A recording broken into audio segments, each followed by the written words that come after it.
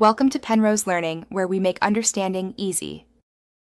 In this video, I will explain how to make hard surface in ZBrush. We will start by establishing foundational shapes, often using simple primitives.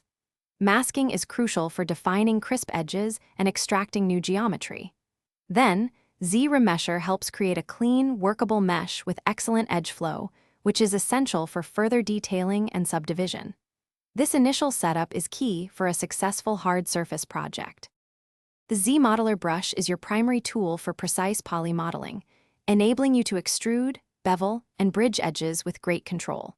For adding thickness and creating distinct panels, panel loops are incredibly effective, offering customizable settings for bevel and elevation. Furthermore, live Boolean operations provide a non-destructive way to combine or subtract meshes, allowing for complex cutouts and intricate designs with immediate visual feedback.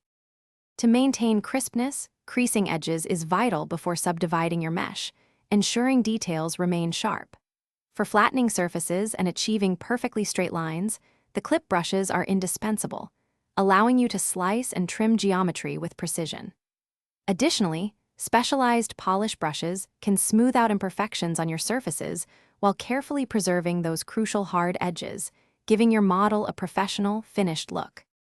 For complex models, organizing your project into multiple subtools is highly recommended, allowing for easier management and focused detailing.